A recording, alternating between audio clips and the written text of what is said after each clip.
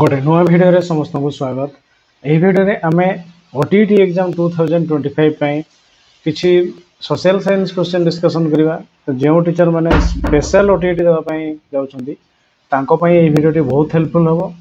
तो ये आम किसी सिलेक्टिव क्वेश्चन नहीं से क्वेश्चन गुड़िक कौन रही देखी नवा।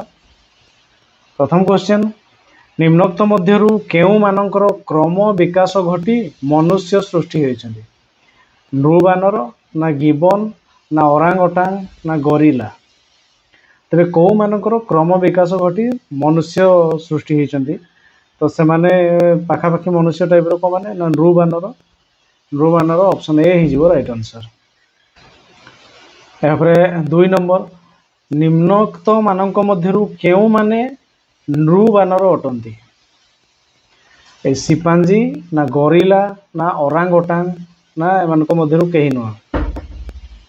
तेरे नृबानर को मानक आम कहवा? तो सिपांजी से अलगा, गोरिला अलगा, ओरांगओटांग से माने अलगा, नृबानर से माने गोटे टाइप रो अलगा टाइप रो। तेणु ये आम यही तीनोटी को नहीं पार नहीं, तेणु कहीं नुहति ऑप्शन डी हो राइट आंसर। यापर 3 नंबर, निम्नोक्त मानक मध्यरु कहार शरीर रो गठन मनुष्य शरीर गठन परी अटे? माने कहार शारीरिक गठन मनुष्यर शरीर टाइप रो? गिबन ना गोरिला ना सिपांजी ना ओरांगओटांग? तेबे कहार शरीर गठन मनुष्य टाइप रो? तेबे तार शरीर टाइप कहार? गोरिला। गोरिलार गठन तार हाथ गोड़ आंगुठी आउ नाक एगुड़ा सब मनुष्य टाइप रो गोरिला। तेणु ऑप्शन बी हो राइट आंसर।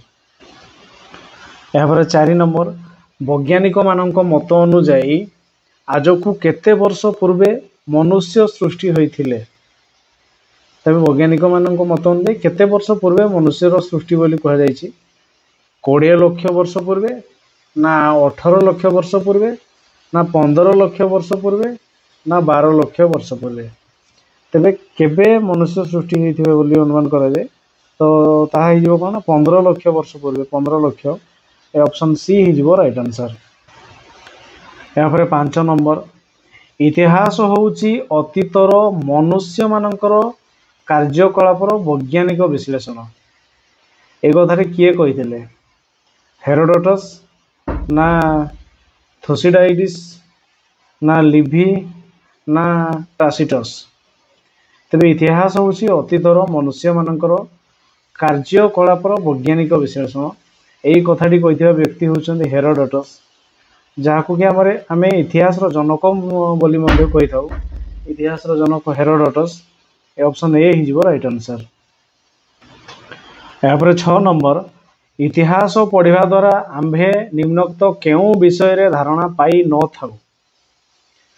शासन करिवार विभिन्न प्रणाली ना समयानुक्रमिक घटनावली ना अतीत प्रचलित विभिन्न कुप्रथा और अंधविश्वास ना पशु पक्षी मानकर जीवन शैली विषय रे?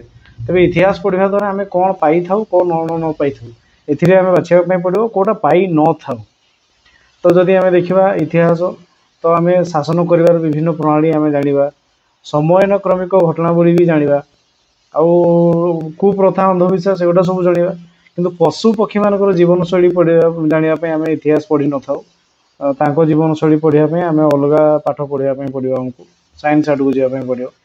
तेणु ये ऑप्शन डी हो राइट आंसर, जहाँकि आम इतिहास द्वारा पाई न थाउ। यापर 7 नंबर, इतिहास एक डैश अटे? शून्यस्थान पूरण निमंते निम्नोक्त मध्यरु केउटी प्रযোज्य अटे? इतिहास गोटे कौन? एक काल्पनिक कहानी ना किंबदंती आधारित गाथा ना प्रमाण करा जाय पारुथिबा तथ्य ना अंध भाव ग्रहण करुवा घटना? तेबे इतिहास कौन? इतिहास होची आम कौन बोली कहवा?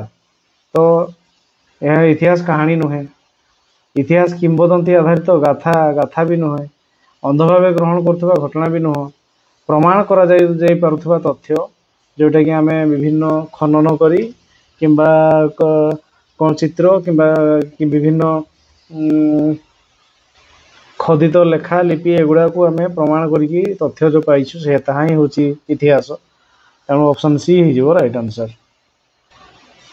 यहाँ पर 8 नंबर, ओडिशार भुवनेश्वर निकटवर्ती धौड़ी पहाड़ ठारे पत्थर उपरे केउं शासकों शासन नीति लेखा रही? पत्थर उपरे खारवेल ना अशोक ना चंद्रगुप्त मौर्य ना हर्षवर्धन। भुवनेश्वर निकटवर्ती धौड़ी पहाड़ रे कौ शासकों लेखा रही? तो धौड़ी पहाड़ कूल जामर जो दया नदी से नदी कूल आमर कलिंग युद्ध सहित जड़ित होती अशोक से लिखाई अशोकों शासन नीति संपर्कित विभिन्न घटना। तेणु ये ऑप्शन बी हो राइट आंसर। यहाँ 9 नंबर गंजाम रो जौगड़ ठारे पत्थर रे केते वर्ष तलर लेखा रही? 1500 वर्ष तलर ना 2100 वर्ष तलर ना 2200 वर्ष तलर ना 2500 वर्ष तलर। तेरे गंजाम जौगड़ ठारे पत्थर केते वर्ष तलर लेखा रही? ना 2200 वर्ष तलर। ये ऑप्शन सी हो राइट आंसर। यहाँ 10 नंबर केउं विषय जानिबा मुद्रार अध्ययन एकांत आवश्यक? को विषय जानिबा आम मुद्रार अध्ययन एकांत आवश्यक? सामाजिक समृद्धि ना अर्थनैतिक समृद्धि ना राजनैतिक समृद्धि ना धार्मिक समृद्धि। तेरे मुद्रा अध्ययन द्वारा आम कौन जानिबा? से मुद्रा अर्थनीति सहित जड़ित मुद्रा। तेणु अर्थनैतिक समृद्धि केमिति तांकर सेटा जानिबा आम मुद्रा अध्ययन करिपरिबा बा ताहा एकांत आवश्यक। तेणु ऑप्शन बी हो राइट आंसर। यहाँ 11 नंबर निम्नोक्त मध्यरु केउंटी एक कीर्ति अटे? कुतुब मीनार ना अवतार मंदिर ना स्नानागार ना जलाशय। कोटा कीर्ति कारुकार्य जोटा कि आम कह विभिन्न डिजाइन तैयारी होइतिबो आउ सेमिति जिनस आउ माने नथिबो माने सेटा गोटे प्रकार यूनिक टाइप रो जिनस होइतिबो सेटा आम कीर्ति कहबा। से भितर कोटा सेमती जलाशय तो बहुत अच्छी स्नानागार भी थी सेमती आउ रहा अवतार मंदिर और रहा कुतुब मीनार। ये दुईटा भितर यूनिक टाइप रो होची कुतुब मीनार। ताको आम गोटे कीर्ति कहीपर जोटा कि आमर से टाइप रो मीनार अद्वितीय। तेणु ऑप्शन ए कुतुब मीनार गोटे कीर्ति। ऑप्शन ए हो राइट आंसर। यहाँ 12 नंबर मुद्रा केबे प्रचलन होइतिला? ख्रीष्टपूर्व प्रथम शताब्दी ना ख्रीष्टपूर्व द्वितीय शताब्दी ना ख्रीष्टपूर्व तृतीय शताब्दी ना ख्रीष्टपूर्व चतुर्थ शताब्दी। तो मुद्रार प्रचलन होइतिला केबे? ना ख्रीष्टपूर्व चतुर्थ शताब्दी रे। ऑप्शन डी हो राइट आंसर। यहाँ 13 ओडिशार भुवनेश्वर निकटस्थ केउं स्थान रे भौतिक अवशेषर एक नमूना रही अछि? धौलीगिरी ना खंडगिरी ना शिशुपालगढ़ ना कौशल्या गंग। केउं स्थान रे भौतिक अवशेषर एक नमूना रही बोली कहुई? तो तार नाम हो कौन? शिशुपालगढ़। तेरे शिशुपालगढ़ ठारे आमर भौतिक अवशेष माने कौन? कलिंग नगर जोटा कह आमर राजधानी जो थिला खारवेलंकर कलिंग नगर से कौटी रही ना शिशुपालगढ़ ठारे। तो ऑप्शन सी हो राइट आंसर। यहाँ 14 नंबर निम्नोक्त साहित्य मानक मध्यरु केउंटी धर्म संबंधी साहित्य अटे? धर्म हर्षचरित ना पृथ्वीराज रास ना मुद्रा राक्षस ना विष्णु पुराण। तेरे कौटा धर्म संबंधी साहित्य तो ये कौटा ना विष्णु पुराण धर्म संबंधी विष्णु प्रभु विष्णु ऊपर आधारित विष्णु पुराण। ऑप्शन डी हो राइट आंसर। यहाँ 15 निम्नलिखित मध्यरु केउंटी ऐहिक साहित्य श्रेणी अंतर्भुक्त अटे? रघुवंशम ना मनुस्मृति ना मुद्रा राक्षस ना महाभारत। ऐहिक साहित्य श्रेणी तेरे यार आंसर हो कौन? ना रघुवंशम। तेरे ऐहिक साहित्य को गुड़ा जोगुड़ा कि आम कह प्राचीन काल रचित साहित्य रचना गुड़िक जोगुड़ा कि आमर महान कवि माने रचना करिसेंती। तो से आमर कौन? रघुवंशम जोटा कि आमर कालिदास द्वारा रचित जोड़ा को आम ऐहिक साहित्य कहीपर। आउ ये महाभारत है महाभारत एगुड़ा सब धर्म संबंधी साहित्य वेद उपनिषद पुराण महाभारत रामायण एगुड़ा सब धर्म संबंधी साहित्य से रामायण महाभारत दुईटी महाकाव्य एगुड़ा सब आहिक साहित्य रे विभिन्न जमीक रही कालिदास हेले बा बराह मिहिर एमाने सब द्वारा रचित आउ विष्णु शर्मा तांकर पंचतंत्र एगुड़ा सब अहिक साहित्य श्रेणी अंतर्भुक्त। यापर 16 नंबर निम्नोक्त मध्यरु केउ शासकों समय रे ग्रीक परिव्राजक मेगास्थेनिस भारत को आसथिले। ग्रीस रो मेगास्थेनिस विक्रमादित्य ना चंद्रगुप्त मौर्य ना हर्षवर्धन ना अशोक। तेरे ग्रीक रो परिव्राजक मेगास्थेनिस भारत को आसथिले कहा समय रे तेरे से आसीथिले से चंद्रगुप्त मौर्य समय मेगास्थेनिस भारत को आसथिले। ऑप्शन बी ही जो राइट आंसर। यापर 17 नंबर पुरातन काल रे लोक माने लेखि पढ़ी शिखी नथिले किंबा लिखित आकार रे केउ घटना नथिला तेबे से समय मनुष्य संपर्क में जानिबा पई केउ तथ्य उपरे निर्भर करू। तेबे से तो लेखि पढ़ी जानि नथिले आमे केमती जानिबा से माने केमती थिले कोन करथिले तांकर जीवन शैली केमती थिला अनुमान करिकी ना पारिपार्श्विक अवस्था को देखी ना प्रत्नतात्विक खनन करी ना प्रत्नतात्विक खनन आउ अनुसंधान करी तेरे अनुमान करके तो आम लिखिपर ना पारिपार्श्विक अवस्था को भी आम देखिपर से पर्यंत कौन फेरी हे प्रत्नतात्विक खनन हाँ प्रत्नतात्विक खनन कर सहित अनुसंधान भी हे कारण प्रत्नतात्विक खनन रू पाइले सहित अनुसंधान करके आम कि जापर तेणु ये ऑप्शन डी हो राइट आंसर जहाँकि आम से लोक मैंने केमती थे कौन करुले केमती बंचुले से जापर ये प्रत्नतात्विक खनन रू जहाँ मिलला से धर जो आमर गोटे हाड़े तैयारी अलंकारटे आम पाइले से अनुमान करवा लोक मैंने हाड़े तैयारी अलंकार सब पिंधुले यही टाइप तेणु ये ऑप्शन डी हो राइट आंसर। यहाँ पर 18 नंबर प्राचीन कालर लोक मान चित्रकलार निदर्शन आम केउ स्थान मानक पाई था। प्राचीन कालर लोक मानकर चित्रकलार निदर्शन आम केउ स्थान मानक पाई था। पहाड़ मानक ना गछर करड़े ना गुंफा मानक ना पत्थर खंडरे तो से जो चित्र गुड़ा आम देखापी पाचु आउ देखिकी अनुमान करुचु से कौटी सब से चित्र गुड़ा रही आम कह मैक्सिमम चित्र कौटी रही ना गुंफा मानक से चित्र गुड़ा रही जहाँफल कि अत्यंत अधिक दिन पर्यंत संग्रहित हो रही पारी से गुड़ा तेणु ऑप्शन सी गुंफा मानक हो राइट आंसर। यहाँ पर 19 नंबर मनुष्य लेखि शिखिबा परे विभिन्न घटना को पत्थर कांथ खंब तंबा पटा तालपत्र और माटी इत्यादि रे लेखि पारिला। यही अवस्था को केउ जुग कहा जाए? प्राक ऐतिहासिक जुग ना ऐतिहासिक जुग ना आद्य ऐतिहासिक जुग ना आधुनिक जुग। तेरे लेखा पढ़ा कर जुग को आम ऐतिहासिक जुग कहवा। ऑप्शन बी हो राइट आंसर। यहाँ पर 20 नंबर आद्य ऐतिहासिक जुगरे केउ स्थान रे एक सभ्यता गढ़ी उठी? सिंधु नदी कूल ना गंगा नदी कूल ना कावेरी नदी कूल ना कृष्णा नदी कूल।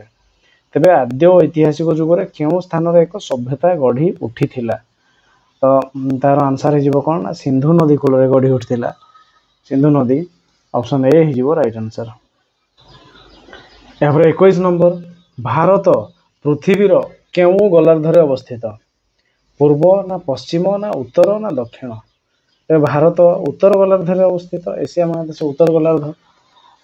ऑप्शन सी हो राइट आंसर। यहाँ पर 22 भारतर केउटी सर्वबृहत्तम प्राकृतिक अंचल? हिमालय पर्वत अंचल ना उत्तरस्थ समतल अंचल ना केन्द्रस्थ माड़भूमि ना पश्चिमस्थ मरुभूमि? तेरे कौटा सबुठ बड़? तेरे ये जो चारोटी कहला एगुटा सबुटा बड़ बड़ कि एम भर सबुठ बड़ ताहले कौटा? तो सबुठ बड़ हो कौन केन्द्रस्थ माड़भूमि। ये माड़भूमि अधिक सबुठ तेणु ऑप्शन सी हो राइट आंसर। यहाँ 23 भारतर केउ पार्श्वर थिबा संकीर्ण गिरिपथ दे विदेश आक्रमणकारी और व्यवसायी और परिव्राजक माने भारत को आसी पारिथिले। तो भारतर केउं पार्श्वर थिबा संकीर्ण गिरिपथ देकी विदेश आक्रमणकारी और व्यवसायी और परिव्राजक माने भारत को आसी पारिथिले। उत्तर पूर्व पार्श्वर ना उत्तर पश्चिम पार्श्वर ना पूर्व दक्षिण पार्श्वर ना दक्षिण पश्चिम पार्श्वर। तेबे भारतर को पार्श्व देकी अधिक ताहले हमर आसीथिले विदेशी आक्रमणकारी माने।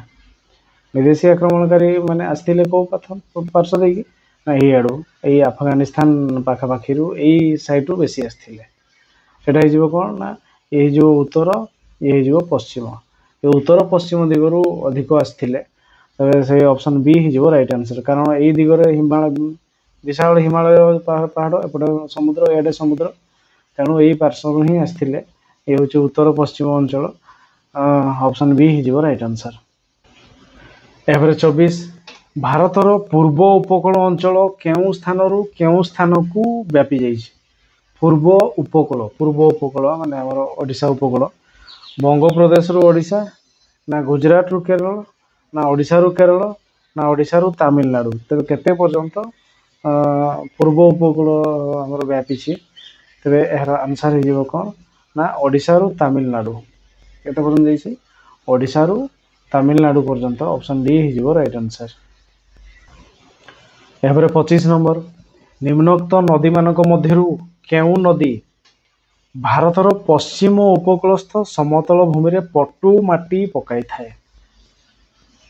पश्चिम उपकूलस्थ समतल भूमि रे चौको नदी गुड़ा साबरमती नर्मदा और ताप्ती ना महानदी कृष्णा कावेरी ना गोदावरी ब्राह्मणी बैतरणी ना कावेरी गंगा और महानदी। तेरे कौ नदी आमर पश्चिम आड़ को जदि आम देखा महानदी ये रहा बैतरणी ब्राह्मणी ये महानदी एम सब पूर्व आड़ को बही तेणु पूर्व आड़े पटुमाटी मैंने पकेबे।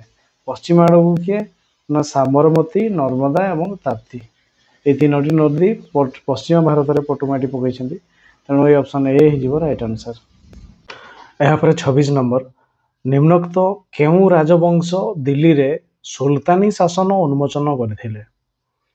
तबे सुल्तानी शासन उन्मोचन करथिले को राजवंश सैयद वंश ना दास वंश ना लोदी वंश ना खिलिज वंश।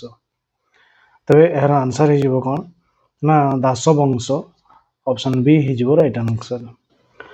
यहाँ 27 नंबर कुतुबुद्दीन ऐबक सम्राट हेबा पूर्वरु काहांकर दास रूपे नियोजित थिले। मोहम्मद बिन कासिम ना सुल्तान महमूद ना मोहम्मद घरी ना नादिर शाह। तबे कुतुबुद्दीन ऐबक सम्राट हेबा पूर्वरु काहार दास रूपे नियोजित होते। तबे यार आंसर हिजो कोन ना मोहम्मद घरी ऑप्शन सी हिजो राइट आंसर।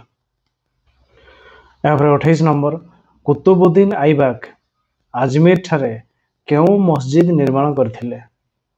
जुमा मस्जिद ना क्वाच उल इल्लाम मस्जिद ना मोती मस्जिद ना ढाई दिनों का झोपड़ा मस्जिद। तबे कुतुबुद्दीन ऐबक अजमेर ठारे जो मस्जिद निर्माण करथिले तार ना थिला कौन ना ढाई दिन का झोपड़ा। से मस्जिद ना थिला ढाई दिन का झोपड़ा मस्जिद ऑप्शन डी राइट आंसर। यहाँ 29 नंबर कुतुबुद्दीन को मृत्यु बेलू को इल्तुतमिश केउं प्रदेशर शासक थिले। बादाउन ना पंजाब ना बंग ना सिंधु प्रदेश। तबे कुतुबुद्दीन ऐबक मृत्यु बेलू को इल्तुतमिश केउं प्रदेशर शासक थिले। तबे यार आंसर हिजो कोन ना बादाउन प्रदेश बादाउन ऑप्शन ए हिजो राइट आंसर। तबे कुतुबुद्दीन तबे तांकर मृत्यु बेलू को से कोठी ना बादाउन रो शासक थिले आ से 1210 केबे ना 1210 ख्रीष्टाब्द रे से घोड़ारू पड़ी की तांकर मृत्यु होइथिला। तबे 1206 ख्रीष्टाब्द से दिल्ली रे सिंहासन आरोहण करथिले आउ तांको द्वारा सुल्तानी शासन दिल्ली रे आरंभ होइथिला। ता पूर्व मोहम्मद घरी दिल्ली रो शासक थिले तांकर मृत्यु पर कुतुबुद्दीन ऐबक जे कि तांकर सेनापति थिले से निजे शासक होइथिले एवं तांको द्वारा सुल्तानी शासन दिल्ली रे आरंभ होइथिला। आउ कुतुबुद्दीन ऐबक मृत्यु परे तांकर ज्वाई जे कि इल्तुतमिश से दिल्ली शासक होइथिले। यहाँ पर 30 केउ मध्य एशियार मंगल वीर प्रथम थर भारत आक्रमण करी इल्तुतमिशर साम्राज्यर द्वार देश रे उपनीत होइथिले। तैमुरलंग ना कुतुब खां ना उलग खां ना चेंगिज खां। तेबे किए एशियार मंगल वीर प्रथम थर भारत आक्रमण कर इल्तुतमिशर साम्राज्यर द्वार देश रे उपनीत होइथिले। तेबे यार आंसर है कौन? चेंगिज खां। चेंगिज खां ऑप्शन डी राइट आंसर। तापर 31 नंबर इल्तुतमिश प्रथम सुल्तान भावे टंका नामक केउ मुद्रा प्रचलन करथिले? स्वर्ण मुद्रा ना ताम्र मुद्रा ना रौप्य मुद्रा ना कागज मुद्रा? तेबे इल्तुतमिश से टंका नामक रौप्य मुद्रा प्रचलन करथिले। आ गोटे इल्तुतमिश संबंध में गोटे इंटरेस्टिंग कथा होची कौन ना इल्तुतमिश होउछंती तांकर पूरा नाम होउची शामसुद्दीन इल्तुतमिश। इल्तुतमिश पूरा नाम थिला शामसुद्दीन इल्तुतमिश। आउ जेतेबेले से छोट थिले तांकर भाई तांकू जामाउद्दीन नामक जने व्यक्ति को बिक्री कर देथिले। तबे इल्तुतमिश से बिक्री हो जाइथिले तांको भाई द्वारा। से जामाउद्दीन नामक जने व्यक्ति तांकू किनिथिले, कृतदास करथिले।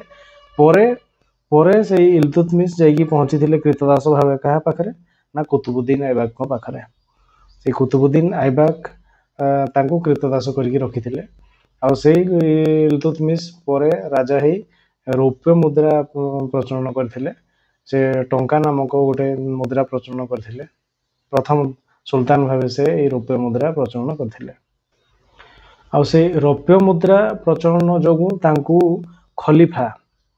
खलीफांकर प्रतिनिधि रूपे खलीफांक प्रतिनिधि रूपे नामित करा जाइथिला। यहाँ पर 32 नंबर कुतुब मीनार निर्माण कार्य केबे समाप्त होइथिला? 1210 और 11 ना 1221 और 22 ना 1227 28 रे ना 1231 32 रे? तबे कुतुब मीनार जे कि हमर कुतुबुद्दीन ऐबक निर्माण कार्य आरंभ करथिले। और से कार्य को समाप्त करथिले किए ना इल्तुतमिश। केबे समाप्त होइथिला? ता हेतिला 1231 32 ख्रीष्टाब्द समय रे सेटा समाप्त होइथिला। तेणु ये ऑप्शन डी ही जीवो राइट आंसर। यहाँ पर 33 रेजियाको राजत्व समय रे गियासुद्दीन बलबन को केउ पदवी रे अवस्थापित करा जाइथिला? अमीर मामालिकता ना अमीर बादशाह ना अमीर खुराना ना अमीरई शिकार? रेजिया होउछंती किए? हाँ से होउछंती इल्तुतमिशकर झियो। तेबे इल्तुतमिशकर झियो होउछंती किए ना रेजिया। आउ तांको पुओ होउछंती किए ना नासिरुद्दीन। तांको पुओ होउछंती नासिरुद्दीन। तेबे इल्तुतमिशकर मृत्यु परे इल्तुतमिशकर मृत्यु होइछि केबे ना 1236 केते ना 1236 रे मृत्यु। तापरे 1236 रे मृत्यु परे ए रेजिया जे कि 1236 रु 1240 पर्यंत दिल्ली रो शासन भार संभाळिछंती। तो सही समय रे से काकू ना गियासुद्दीन बलबन। तबे गियासुद्दीन बलबन होउछंती किए ना ये मध्य जणे कृतदास। से गियासुद्दीन बलबन के तुर्कीर इलबारी गोष्ठीर जणे छुआ माने इलबारी बोली गोटे गोष्ठी अछि। से गोष्ठीर गोटे छुआ जहाकू कि बिक्री कर दिया हेतिला। से बिक्री करथिले जणे व्यवसायी ख्वाजा जमालुद्दीन। ए के क्रय करथिले ना ख्वाजा जमालुद्दीन क्रय करथिले। से तांकोठू ए गियासुद्दीन बलबन को क्रय करथिले किए ନା ଇଲତୁତମିଶ। ତେବେ ଇଲତୁତମିଶ ଏଇ ଗିୟାସୁଦ୍ଦିନ ବଲବନକୁ କ୍ରୀତଦାସ କରିକି ମାନେ କ୍ରୟ କରିକି ରଖିଥିଲେ।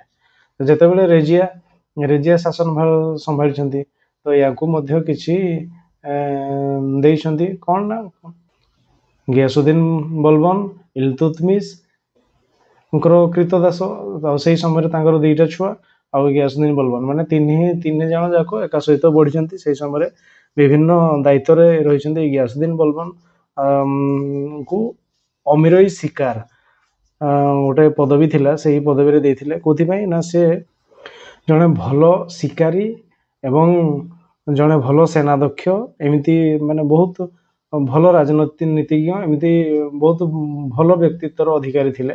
ତ ସେଇଥିପାଇଁ ତାଙ୍କୁ ଅମିରଇ ଶିକାର ପଦବୀରେ ଅବସ୍ଥାପିତ କରାଯାଇଥିଲା। ପରେ ଯେତେବେଳେ ଇଲତୁତମିଶଙ୍କର ମୃତ୍ୟୁ, ତାପରେ ରେଜିଆଙ୍କର ମୃତ୍ୟୁ ଏବଂ ତାଙ୍କ ପୁଅ ନାସିରୁଦ୍ଦିନଙ୍କ ବି ମୃତ୍ୟୁ ପରେ ଏଇ ଗିୟାସୁଦ୍ଦିନ ବଲବନ ଦିଲ୍ଲୀର ଶାସନ ଭାର ସମ୍ଭାଳିଛନ୍ତି। କେବେ ନା 1266 ରୁ 1287 ପର୍ଯ୍ୟନ୍ତ। ଏତିକି ବର୍ଷ ସେ ପାଠ କହୁଛି ଯେ ଯେତେ ବି ସୁଲତାନ ଥିଲେ ସମସ୍ତଙ୍କଠୁ ଏଇ ଗିୟାସୁଦ୍ଦିନ ବଲବନ ଶ୍ରେଷ୍ଠ ସୁଲତାନ ଭାବରେ ବିଖ୍ୟାତ। ତ ଇଏ ହେଉଛି ଗିୟାସୁଦ୍ଦିନ ବଲବନ। ତାପରେ 34 ନମ୍ବର, ଗିୟାସୁଦ୍ଦିନ ବଲବନ ନିଜ ଦରବାରର କର୍ମଚାରୀମାନଙ୍କ ପାଇଁ କେଉଁ ବ୍ୟବସ୍ଥା ପ୍ରଚଳନ କରିଥିଲେ? ନିଜର ଦରବାରର କର୍ମଚାରୀମାନଙ୍କ ପାଇଁ ସ୍ୱତନ୍ତ୍ର ପୋଷାକ ପରିଧାନ ବ୍ୟବସ୍ଥା କରିଥିଲେ, ନା ସ୍ୱତନ୍ତ୍ର ଭାବେ ନିଶଧାଡ଼ି ରଖିବା ବ୍ୟବସ୍ଥା କରିଥିଲେ, ନା ସ୍ୱତନ୍ତ୍ର ଭାଷା ବ୍ୟବହାର କରିଥିଲେ, ନା ସ୍ୱତନ୍ତ୍ର ଆବାସ ପ୍ରଦାନ କରିଥିଲେ? ଏବେ ଗିୟାସୁଦ୍ଦିନ ବଲବନ ନିଜର କର୍ମଚାରୀମାନଙ୍କ ପାଇଁ କ'ଣ କରିଥିଲେ ନା ସ୍ୱତନ୍ତ୍ର ପୋଷାକ ପରିଧାନ ୟୁନିଫର୍ମ ତିଆରି କରିଥିଲେ, ପ୍ରଚଳନ କରିଥିଲେ। ତେଣୁ ଏଇ ଅପସନ୍ ଏ ହେଇଯିବ ରାଇଟ୍ ଆନ୍ସର। ଏହାପରେ 35, ଗିୟାସୁଦ୍ଦିନ ବଲବନ କେଉଁ କାରଣ ପାଇଁ ଏକ ବିରାଟ ସେନାବାହିନୀ ଗଠନ କରିଥିଲେ? ସିଂହାସନ ପାଇଁ, ତିହାଲଗାନିକୁ ବିଦ୍ରୋହ ଦମନ କରିବା ପାଇଁ, ନା ଦେଶର ଅଭ୍ୟନ୍ତରୀଣ କନ୍ଦଳକୁ ଦୂର କରିବା ପାଇଁ, ନା ପ୍ରାଦେଶିକ ଶାସକମାନଙ୍କ ବିଦ୍ରୋହକୁ ପ୍ରତିହତ କରିବା ପାଇଁ, ନା ମଙ୍ଗଲମାନଙ୍କ ଆକ୍ରମଣକୁ ପ୍ରତିହତ କରିବା ପାଇଁ? ତେବେ ଗିୟାସୁଦ୍ଦିନ ବଲବନ କେଉଁ କାରଣ ପାଇଁ ଏକ ବିରାଟ ସେନାବାହିନୀ ଗଠନ କରିଥିଲେ? ତାର ଆନ୍ସର ହେଇଯିବ ମଙ୍ଗଲମାନଙ୍କ ଆକ୍ରମଣକୁ ପ୍ରତିହତ କରିବା ପାଇଁ। ଅପସନ୍ ଡି ହେଇଯିବ ରାଇଟ୍ ଆନ୍ସର। ଏହାପରେ 36, ନିମ୍ନୋକ୍ତମାନଙ୍କ ମଧ୍ୟରୁ କିଏ ଘୋଷଣା କରିଥିଲେ ମୁଁ ଆଲେକଜାଣ୍ଡାରଙ୍କ ପରି ବିଜୟର ସନ୍ଧାନରେ ବାହାରିଯିବି ଏବଂ ବିଶ୍ୱକୁ ପରାଜିତ କରିବି? ଆଲାଉଦ୍ଦିନ ଖଲଜି, ନା ଗିୟାସୁଦ୍ଦିନ ବଲବନ, ନା ଜଲାଉଦ୍ଦିନ ଖାଲିଜି, ନା ମହମ୍ମଦ ବିନ୍ ତୁଗଲକ? ତେବେ ଦ୍ୱିତୀୟ ଆଲେକଜାଣ୍ଡାର ହେବାର ସ୍ୱପ୍ନ ଦେଖିଥିଲେ କିଏ? ନା ଆଲାଉଦ୍ଦିନ ଖାଲିଜି। ଏ ଅପସନ୍ ଏ ହେଇଯିବ ରାଇଟ୍ ଆନ୍ସର। ଏହାପରେ 37, ଆଲାଉଦ୍ଦିନ ଖାଲିଜି ଦକ୍ଷିଣ ଭାରତର କେଉଁ ରାଜ୍ୟଗୁଡ଼ିକ ଜୟ କରି ଦକ୍ଷିଣ ଭାରତ ଅଭିଯାନକୁ ସଫଳ କରିଥିଲେ? ଗୁଜରାଟ, ରଣଥାମ୍ଭୋର, ମେୱାର, ଚାନ୍ଦୋର, ନା ଉଜ୍ଜୟିନୀ, ମାଳବ, ସିୱାନ ଆଉ ଜାଲୋର, ନା ୱାରଙ୍ଗର, ଦେବଗିରି, ତେଲେଙ୍ଗାନା, ଦ୍ୱାର ସମୁଦ୍ର, ନା ପାଣ୍ଡ୍ୟ, ମଦୁରା, ଗଣ୍ଡୱାନା, ଚିତ୍ତୋର? ତେବେ ଏ ଆଲାଉଦ୍ଦିନ ଖାଲିଜି ସେ ତେବେ କି ଜଲାଉଦ୍ଦିନ ଖାଲିଜିଙ୍କ ପରେ କିଏ ନା ଜଲାଉଦ୍ଦିନ ଖାଲିଜିଙ୍କ ପରେ ଏଇ ଜଲାଉଦ୍ଦିନ ହେଉଛନ୍ତି କେବେ ନା 1290 ଖ୍ରୀଷ୍ଟାବ୍ଦରେ ସେ ତେବେ ଦିଲ୍ଲୀରେ ସିଂହାସନ ଆରୋହଣ କଲେ ଜଲାଉଦ୍ଦିନ ଖାଲିଜି। ଆଉ ତାଙ୍କ ଜ୍ୱାଇଁ ହେଉଛନ୍ତି ଆଲାଉଦ୍ଦିନ ଖାଲିଜି। ତାଙ୍କର ଜ୍ୱାଇଁ ହେଉଛନ୍ତି ଏଇ କିଏ ନା ଆଲାଉଦ୍ଦିନ ଖାଲିଜି। ତେବେ 1290ରେ ଜଲାଉଦ୍ଦିନ ଖାଲିଜି ଦିଲ୍ଲୀର ସିଂହାସନ ଆରୋହଣ କଲେ। ସେ 1296ରେ ଏଇ ଆଲାଉଦ୍ଦିନ ଖାଲିଜିଙ୍କ ନିର୍ଦ୍ଦେଶରେ ଏଇ ଜଲାଉଦ୍ଦିନ ଖାଲିଜିଙ୍କୁ ହତ୍ୟା କରାଗଲା। 1296ରେ ଏହାକୁ ହତ୍ୟା କରାଗଲା ଜଲାଉଦ୍ଦିନ ଖାଲିଜିଙ୍କୁ। ତାପରେ ଆଲାଉଦ୍ଦିନ ଖାଲିଜି ଦିଲ୍ଲୀର ସିଂହାସନ ଆରୋହଣ କଲେ। ସେ 1296ରୁ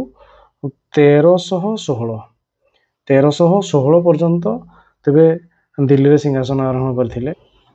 ତେବେ ତାଙ୍କର 3ଟି ଟାର୍ଗେଟ ଥିଲା। ସେ ଥିଲା କ'ଣ ନା ତୁର୍କ ସାମନ୍ତମାନଙ୍କର କ୍ଷମତା ହ୍ରାସ, ଏଇ ଯେଉଁ ତୁର୍କର ଯେଉଁ ସାମନ୍ତମାନେ ତାଙ୍କର କ୍ଷମତା ହ୍ରାସ, ଦାକ୍ଷିଣାତ୍ୟକୁ ଆକ୍ରମଣ ଆଉ ରାଜସ୍ଥାନ ବିଜୟ। ଦାକ୍ଷିଣାତ୍ୟ को दक्षिण भारत को आक्रमण ता सहित राजस्थान को विजय आउ मंगल शक्तिर ध्वंस। मंगल शक्तिर ध्वंस ପାଇଁ से दाक्षिणात्य को दक्षिण भारत को आक्रमण करथिले। तेबे तेबे केते ना 1307 ख्रीष्टाब्द से दक्षिण भारत को आक्रमण करी देवगिरी तापरे तेलंगाना तापरे द्वार समुद्र आउ पांड्य होयसाल सेटा को वारंगर यही राज्य गुड़ी को से जय करथिले। तेणु ये ऑप्शन सी ही जीव हेरो राइट आंसर। यापरे 38 नंबर इस्लामी जुगरे ओडिशा रो केउ साहित्यर विकास घटिथिला। इस्लामी जुगरे वैष्णव साहित्य ना हिंदी साहित्य ना रीति जुग साहित्य ना वैदिक जुग साहित्य। तेबे इस्लामी जुगरे को साहित्य विकास करथिला ना वैष्णव साहित्य विकास लाभ करथिला। ओडिशा रे वैष्णव साहित्य ऑप्शन ए ही जीव राइट आंसर। तेबे 39 नंबर खानवा युद्ध रे बाबर विजय हला परे केउ उपाधि धारण करथिले। बादशाह ना बाघा ना गाजी ना सिकंदर। तेबे खानवा युद्ध तेबे जदि हम बाबर को आड़ को जीवा तेबे बाबर केबे ना 1526 ये चली आसला 1526 रु 1530 पर्यंत से ताले दिल्ली रो सिंहासन आरोहण करथिले। तो खानवा युद्ध होइतिला केबे ना खानवा युद्ध होइतिला 1527 रे। तेबे जदि हम देखिबा तेबे 1526 रे होइतिला हमरो प्रथम पानीपत युद्ध जोटा कि बाबर एवं इब्राहिम लोदी।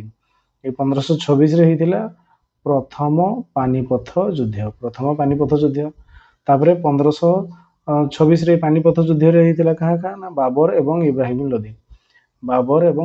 लोदी को मध्य रे सेठू आरंभ होइतिला मोगल साम्राज्य भारत रे। 1526 गला 1527 आसिला 1527 रे खानवा युद्ध। ये खानवा युद्ध होइतिला कहा मध्य रे ना खानवा युद्ध रे होइतिला बाबर एवं राणा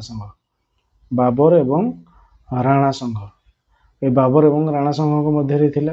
तो 1527 रे से खानवा युद्ध रे विजय होबा परे तांकू गाजी कोन ना गाजी उपाधि धारण करथिले से ऑप्शन सी ही जीवो राइट आंसर।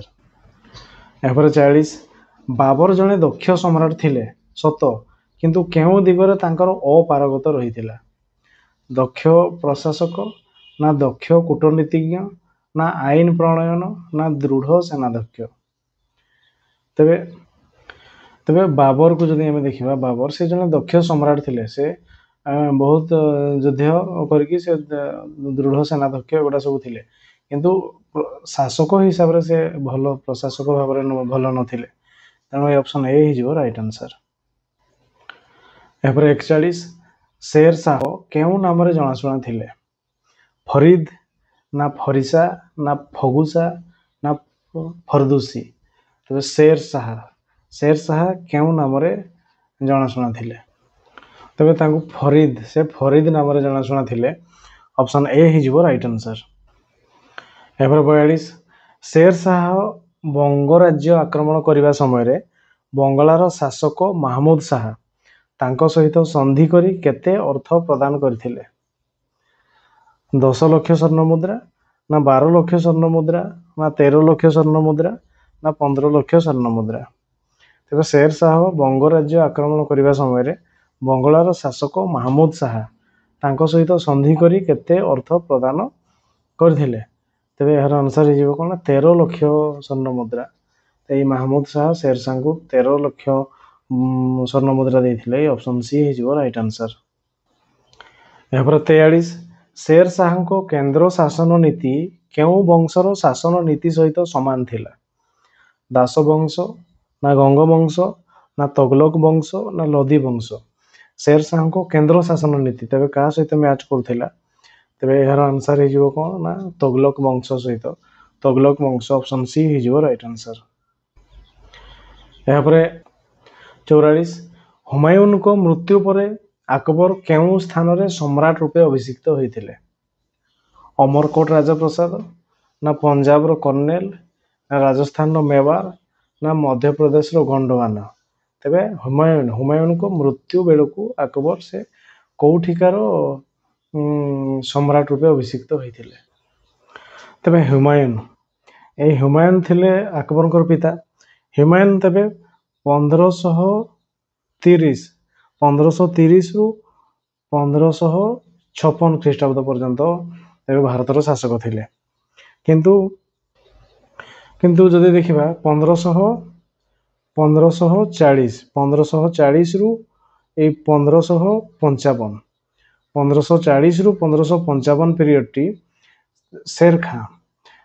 ଶେର ଶାହ ଯିଏକି ଆମର ଶେର ଖାଁ ତେବେ ଦିଲ୍ଲୀର ଶାସକ ଥିଲେ। ସେଇ ଶେର ଖାଁ ଏଇ ହୁମାୟୁନକୁ 1539 ଖ୍ରୀଷ୍ଟାବ୍ଦରେ ଚୌସା ଯୁଦ୍ଧରେ ପରାସ୍ତ କରିଥିଲେ। ସେଟା 1539 ଖ୍ରୀଷ୍ଟାବ୍ଦରେ ଯୋଉ ଯୁଦ୍ଧ ହେଇଥିଲା ତାକୁ ଆମେ ଚୌସା ଯୁଦ୍ଧ କହିବା। ସେଥିରେ ସେ ପରାସ୍ତ ହେଇଥିଲେ ଏବଂ ସେ 1539ରେ ପରାସ୍ତ ହେଇକି ତାହେଲେ ସେ ସିଂହାସନ ହରାଇଲେ। ତାପରେ ଯେତେବେଳେ 1540 ରୁ 1555 ପର୍ଯ୍ୟନ୍ତ ଶେର ଖାଁ ଥିଲେ ଦିଲ୍ଲୀର ଶାସକ। 1555ରେ ଶେର ଖାଁଙ୍କର ମୃତ୍ୟୁ ହେଲା ପରେ ପୁଣି ଆଉଥରେ ହୁମାୟୁନ ତାଙ୍କ ରାଜ୍ୟ ଫେରି ପାଇଲେ 1555। ଏଇ 1555 ରୁ ସେ ଦିଲ୍ଲୀର ଶାସକ ହେଲେ।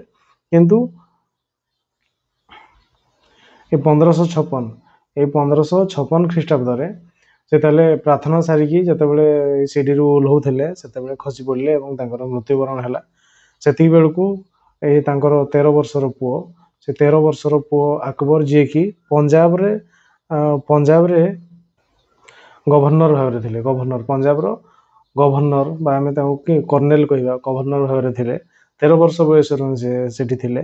ଆଉ ତାଙ୍କୁ ସାହାଯ୍ୟ କରୁଥିଲେ ବୈରାମ ଖାଁ। ଏଇ ଆକବରଙ୍କୁ ସାହାଯ୍ୟ କରୁଥିଲେ କିଏ ନା ବୈରାମ ଖାଁ। ତେଣୁ ଆମେ କହିବା ପଞ୍ଜାବର କର୍ଣ୍ଣେଲ ସିଏ ଥିଲେ।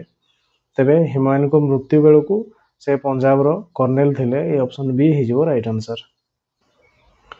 ଏହାପରେ 45 ନମ୍ବର, ଜଣେ ହିନ୍ଦୁ ଶାସକ ହିମୁ ମୋଗଲ ମାନଙ୍କୁ ପରାସ୍ତ କରି କେଉଁ ଦୁଇଟି ସିଂହାସନ ଅଧିକାର କରିଥିଲେ? ଅପସନରେ ଅଛି ଦିଲ୍ଲୀ ଆଉ ଆଗ୍ରା, ନା ଆଗ୍ରା ଆଉ କନୌଜ, ନା ମାଲୱା ଆଉ ଗୁଜରାଟ, ନା ଯୋଧପୁର ଏବଂ ବିଦାର। ତେବେ ଏଇ କିଏ ନା ହିମୁ ଯିଏକି ଦିଲ୍ଲୀ ଏବଂ ଆଗ୍ରାକୁ ଅଧିକାର କରିଥିଲେ। ତେବେ ଏଇ ହିମୁକୁ ପରାସ୍ତ କରିବା ପାଇଁ କିଏ ନା ଆକବର ବୈରାମ ଖାଁଙ୍କ ସାହାଯ୍ୟରେ ସେ ହିମୁଙ୍କ ବିରୋଧରେ ଯୁଦ୍ଧ କରିଥିଲେ, ଯୋଉଟାକି ଆମେ କହିବା ଦ୍ୱିତୀୟ ପାନିପଥ ଯୁଦ୍ଧ। କେବେ? ଦ୍ୱିତୀୟ ପାନିପଥ ଯୁଦ୍ଧ, ଯୋଉଟାକି 1556 ଖ୍ରୀଷ୍ଟାବ୍ଦରେ ଘଟିଥିଲା। ତ ସେଇ ଯୁଦ୍ଧରେ ସେ ହିମୁ ପରାସ୍ତ ହେବା ଫଳରେ ପୁଣି ଆଉଥରେ ଦିଲ୍ଲୀ ଏବଂ ଆଗ୍ରା ଆଉଥରେ ଆକବରଙ୍କ ଅଧୀନକୁ ଆସିଥିଲା। ତେଣୁ ଦିଲ୍ଲୀ ଏବଂ ଆଗ୍ରା ଏଇ ଅପସନ ଏ ହେଇଯିବ ଏହାର ରାଇଟ ଆନ୍ସର। ଏହାପରେ 46 ନମ୍ବର, 1556 ଖ୍ରୀଷ୍ଟାବ୍ଦରେ ଦ୍ୱିତୀୟ ପାନିପଥ ଯୁଦ୍ଧରେ କେଉଁ ଦୁଇ ଜଣ ଯୁଦ୍ଧରେ ସମ୍ମୁଖୀନ ହୋଇଥିଲେ? ଆକବର ଆଉ ହିମୁ, ନା ହିମୁ ଏବଂ ବୈରାମ ଖାଁ, ନା ବୈରାମ ଖାଁ ଏବଂ ବାବର, ନା ବୈରାମ ଖାଁ ଏବଂ ସିକନ୍ଦର ସୁର। ତେବେ ଏହାର ଆନ୍ସର ହେଇଯିବ କିଏ ନା ହିମୁ ଏବଂ ବୈରାମ ଖାଁ। ସେ ହିମୁ ଏବଂ ବୈରାମ ଖାଁ।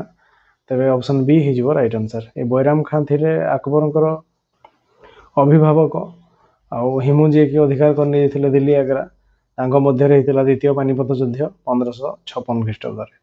ତେଣୁ ଅପସନ ବି ହିମୁ ଏବଂ ବୈରାମ ଖାଁ ହେଇଯିବ ରାଇଟ ଆନ୍ସର। 47 ନମ୍ବର, ହଳଦୀଘାଟ ଯୁଦ୍ଧରେ ରାଣା ପ୍ରତାପଙ୍କ ବିରୋଧରେ ଆକବର କାହାକୁ ପ୍ରେରଣ କରିଥିଲେ? ଆସଫ ଖାଁ ଓ ବୈରାମ ଖାଁ, ନା ଅମର ସିଂ ଓ ମହମ୍ମଦ ହାକିମ, ନା ମୁନିମ ଖାଁ ଆଉ ମୁଜାଫର ଖାଁ, ନା ମାନସିଂ ଆଉ ଆସଫ ଖାଁ। ତେବେ ହଳଦୀଘାଟ ଯୁଦ୍ଧ ହେଉଛି କେବେ ନା 1576 ଖ୍ରୀଷ୍ଟାବ୍ଦରେ। ତେବେ 1576 ଖ୍ରୀଷ୍ଟାବ୍ଦ ରାଣା ପ୍ରତାପଙ୍କ ବିରୋଧରେ ତେବେ ଯୁଦ୍ଧ କରିଥିଲେ କିଏ ନା ମାନସିଂ ଏବଂ ଆସଫ ଖାଁ। ତେବେ ଆକବର ରାଜା ମାନସିଂଙ୍କୁ ତାଙ୍କର ପ୍ରଧାନ ସେନାପତି କରିଥିଲେ। ମାନସିଂଙ୍କୁ ତାଙ୍କର ପ୍ରଧାନ ସେନାପତି କରିଥିଲେ ଆଉ ତାଙ୍କ ସହିତ ଯାଇଥିଲେ ଆସଫ ଖାଁ। ତାପରେ ସେ ହଳଦୀଘାଟ ଯୁଦ୍ଧରେ ତାହେଲେ 1576 ଖ୍ରୀଷ୍ଟାବ୍ଦରେ ରାଣା ପ୍ରତାପ ପରାସ୍ତ ହୋଇଥିଲେ ଏବଂ ସେ ଚିତ୍ତୋର ଦୁର୍ଗ ଅଧିକାର କରିଥିଲେ। କିଏ ନା ଏଇ ମାନସିଂ ଏବଂ ଆସଫ ଖାଁଙ୍କ ଅଧୀନରେ ଯେଉଁ ଯୁଦ୍ଧ ହୋଇଥିଲା ସେ ଯୁଦ୍ଧରେ ବିଜୟୀ ହେଇକି ଆକବର ତାହେଲେ କ'ଣ ଅଧିକାର କଲେ? ଚିତ୍ତୋର ଦୁର୍ଗ ଅଧିକାର କଲେ। ତେଣୁ ଅପସନ୍ ଡି ହେଇଯିବ ରାଇଟ୍ ଆନ୍ସର୍। ଏହାପରେ 48 ଆକବର କେଉଁ ଉଦ୍ଦେଶ୍ୟରେ ରାଜପୁତ ନୀତି ଅନୁସରଣ କରିଥିଲେ? ରାଜପୁତ ଶକ୍ତିକୁ ସ୍ୱୀକାର କରିବା ପାଇଁ, ନା ରାଜପୁତ ଶକ୍ତି ତାଙ୍କ ପାଇଁ ବିପଦ ସୃଷ୍ଟି କରୁଥିଲା, ନା ରାଜପୁତ ମାନଙ୍କ ବ୍ୟତୀତ ଭାରତୀୟ ସାମ୍ରାଜ୍ୟ ଗଠନ ସମ୍ଭବ ନଥିଲା, ନା ରାଜପୁତ ମାନଙ୍କ ସାମାଜିକ ଚଳଣି ଓ ପ୍ରଥା ଆକୃଷ୍ଟ କରିଥିଲା?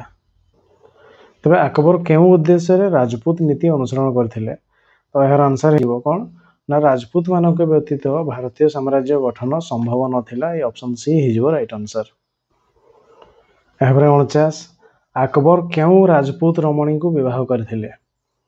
ଯୋଧବାଇ, ନା ତାରାବାଇ, ନା ମୋହିନୀ କୁମାରୀ, ନା ମୀରାବାଇ? ତେବେ ଆକବର ଯୋଧବାଇଙ୍କୁ ବିବାହ କରିଥିଲେ। ଅପସନ୍ ଏ ହେଇଯିବ ରାଇଟ୍ ଆନ୍ସର୍। ଏହାପରେ 50 ଆକବର କେଉଁ ରାଜପୁତଙ୍କୁ ତାଙ୍କ ସୈନ୍ୟବାହିନୀରେ ସର୍ବୋଚ୍ଚ ସେନାପତି ଭାବେ ନିଯୁକ୍ତ କରିଥିଲେ? ରାଇ ସିଂ, ନା ମାନ ସିଂ, ନା ଉଦୟ ସିଂ, ନା ଯଶୋବନ୍ତ ସିଂ? ତେବେ ତାଙ୍କର ପ୍ରଧାନ ସେନାପତି ଥିଲେ କିଏ? ନା ମାନ ସିଂ। ଅପସନ୍ ବି ହେଇଯିବ ରାଇଟ୍ ଆନ୍ସର୍।